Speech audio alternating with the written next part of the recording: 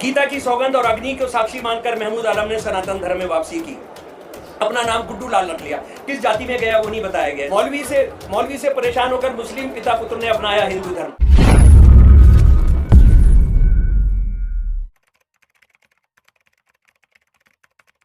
तो जय भीम और इनकलाब जिंदाबाद। बात यह है कि डॉक्टर रतन लाल की जो ये किताब है, इसकी जो भूमिका है वो मैंने गहराई से पढ़ी है। किताब तो आज सामने आई है तो उसको देखकर और चीज़ें सीखने का मौका मिलेगा। डॉक्टर रतन लाल ने एक बहुत बुनियादी बात कही कि बाबा साहब का जो सागर है पूरा ज्ञान का और मुक्ति के दर्शन का, उसको थेमेटिक कभी भी नहीं किया गया। और आप अंग्रेजी का देखेंगे कि वो क्रोनोलॉजिकल ऑर्डर के अंदर है और उसको थेमेटिक नहीं है। पहली बार ये कोशिश आनंद तेलतुंब जी ने की थी अंग्रेजी में। एक सीडी उन्होंने बनाई थी जिसमें थीम वाइज के आप थीम को जाकर उसको सिलेक्ट कर सकते थे, लेकिन वो टेक्नोलॉजी की तब्दीली के साथ वो आगे मामला नहीं बढ़ा। तो बुनियादी तौर पर ये बाबा साहब को किन किन विषयों पर उन्होंने क्या क्या कहा वो हमारे पास होना चाहिए, ख़ास तौर पर एक ऐसे दौर के अंदर जबकि उन लोगों का राज है जिनका इस देश की जनता, इस देश के इतिहास, इस देश के प्रेजेंट से कोई ताल्लुक नहीं है। वो कितने खोखले हैं उसका अंदाज़ा आप ये लगा सकते हैं कि जो यानी 50 साल से तो मैं अपने जो एकेडमिक जीवन है उसमें सुनता आता था हिंदुइज्म, अब वो सनातन धर्म हो गया है। अब हिंदुइज्म की कोई बात नहीं कर रहा है, अब ये सनातन है। तो जिसको ये कहते थे, गोलवालकर ने लिखा कि जब दुनिया पैदा भी नहीं हुई थी सारी दुनिया चौपाया थी, तो हमारे हिंदू जो सेज हैं, हिंदू जो गुरु थे वो सारी दुनिया पर राज कर रहे थे। तो वो अचानक गायब हो गया है अब सनातन धर्म है। और ये सनातन धर्म या हिंदू धर्म जो हिंदुत्ववादियों का है उसमें यह है कि मान लीजिए आज बाबा साहब दोबारा आ जाएं यहाँ बुक फेयर के अंदर और ये अनाउंस करें कि मैं धर्म परिवर्तन करूँगा, कितनी देर जिंदा बचेंगे आप जरा कल्पना कीजिए। अगर सनातन धर्म के जो लोग हैं, जो सिपाही हैं, वो उनको जान से मारने में कितनी देर लगाएंगे, और अगर उनसे बच गए तो मोदी और अमित शाह की सरकार उनके साथ क्या करेगी उसका आप अंदाजा कर सकते हैं। FIR होगी। हाँ, FIR होगी, और वो भी कौन कौन से कानूनों के तहत उनकी FIR होगी। तो इसको जानना, और जो बहुत भयानक स्थिति है, मैं जो बाबा साहब के कन्वर्जन, रिलीजियस कन्वर्जन को लेके जो तमाम विचार हैं उनको एक जगह जमा करने के लिए, और वो भी हिंदी में जमा करने के लिए आपको बधाई साथी रतन, आपको एक बार फिर। और मैं ये बताना चाहता हूँ कि संकट कितना गंभीर है। भारत का जो संविधान है, धारा 25 आपको धर्म अपनाने, धर्म को प्रैक्टिस करने, धर्म बदलने का अधिकार देता है। लेकिन मोदी के राज, सच बात यह है कि कांग्रेस के राज में भी ये वन वे ट्रैफिक था, वन वे ट्रैफिक ये था। और मोदी के राज के बाद तो ये बहुत सख्ती के साथ वन वे ट्रैफिक हो गया है कि सिर्फ हिंदू या सनातन धर्म आप अपना सकते हैं, सनातन धर्म या हिंदू धर्म को आप छोड़ नहीं सकते।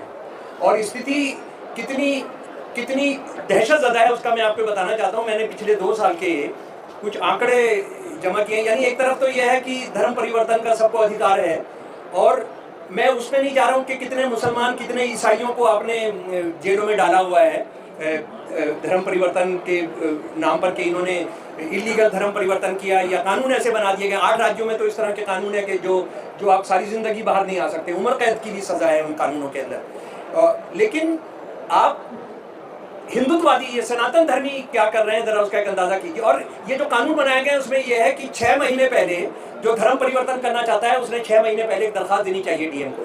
डीएम दरखास्त देंगे, डीएम उसकी फिर छानबीन करेंगे और उसको ही करेंगे। लेकिन बहुजनों के साथ, मुसलमानों के साथ और ईसाइयों के साथ जो हो रहा है, उसके मैं RSS के अखबारों से आपको कुछ घटनाएं बता रहा हूँ।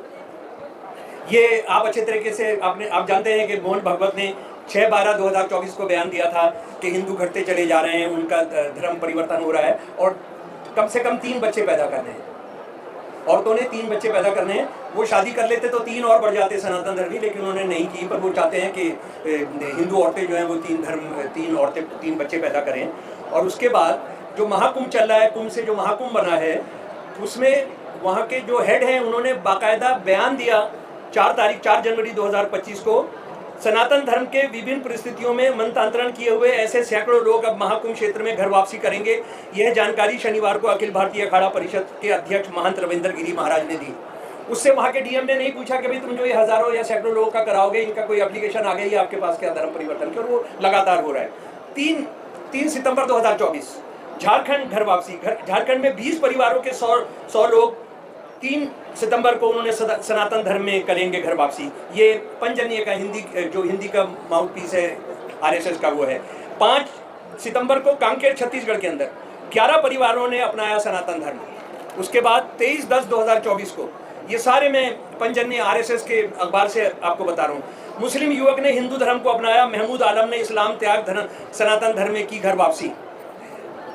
गीता की सौगंध और अग्नि को साक्षी मानकर महमूद आलम ने सनातन धर्म में वापसी की, अपना नाम गुड्डू लाल रख लिया। किस जाति में गया वो नहीं बताया गया इसमें।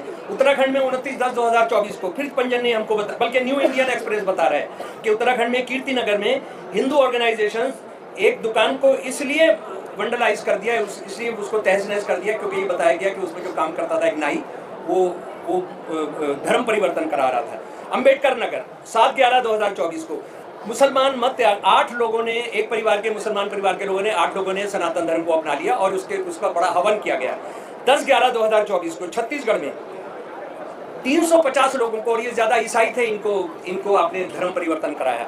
उसके बाद 12/1/2025 मेरठ और इगलास यूपी के अंदर 350 से ज्यादा लोगों को आपने हिंदू और मुसलमान और ईसाइयों का अपना धर्म परिवर्तन कराया, और इसको बाकायदा इस हेडलाइन लगाई जा रही है कि इनको देखिए हमने सनातन धर्म को इन्होंने अपनाया। राजस्थान में मौलवी से परेशान होकर मुस्लिम पिता पुत्र ने अपनाया हिंदू धर्म। इस तरह के कितने लगातार आप पढ़ते रह सकते हैं। और उसके बाद जिन लोगों पर आपने इल्जाम लगाया मुसलमान और ईसाइयों पर कि उन्होंने धर्म परिवर्तन कराया है, वो उनको न्यायपालिका छोड़ दे रहा है, लेकिन उसके बाद जब उनके छोड़ने पर अगर किसी ने मिठाई बांटी तो उसके बाद उनको फिर टेरर लॉ के अंदर गिरफ्तार कर लिया गया। बरेली के अंदर एक एक्टिविस्ट है सनातन धर्म का, जिसने ऑर्गेनाइजेशन बनाया हुआ है कि मुसलमान लड़कियों को पकड़ कर हिंदू लड़कों से शादी करानी है। तो यानी ये क्या हो रहा है, या ये जो संविधान है, ये कानून जो है, ये सिर्फ ये कहना चाह रहे हैं, और किनको डर हो रहा है, जो 80% है। और एक देखिए आखिरी बात जो मैं बताना चाह रहा हूँ मेरे प्यारे दोस्तों, कि आप ये देखिए कि हिंदू जो है वो घट रहे हैं, हिंदू बटेंगे तो कटेंगे। मैं 1871-72 का एक सेंसस, जो भारत का पहला सेंसस है धर्म के नाम पर अंग्रेजों ने कराया था, 71-72 के सेंसस की बात मैं आपको बता रहा हूँ कि मुसलमानों का राज खत्म हुए 100 साल हो चुका है, अंग्रेजों का राज शुरू हुए 100 साल हो चुके हैं। 21.5% मुसलमान हैं 1871-72 के सेंसस में, और हिंदू 73%। 8 लाख ईसाई हैं। मुसलमानों के 1100 साल के इतिहास में, जिसमें मुसलमानों ने कत्ले-आम किया, कितनी बीवियां रखी, कितनी औरतों के साथ बलात्कार किया, हिंदू औरतों के साथ बलात्कार किया, उनके राज खत्म होने पर मुसलमानों की संख्या 21.5% है, और आज वो 14.2% है। और आप ये कह रहे हैं कि बहुत सारी जगह जो बयान है पंजन्य में आरएसएस के, कि इनको मुगलों के राज में बहुत परेशान, इनको जुल्म करके इनको किया गया था। लेकिन मैं यहाँ सिर्फ ये बताना चाहता हूँ कि मुगलों का राज जो है वो तो हिंदू ऊंची जातियों का राज था, वो ठाकुरों का राज था, वो ब्राह्मणों का राज था, वो कायस्थों का राज था।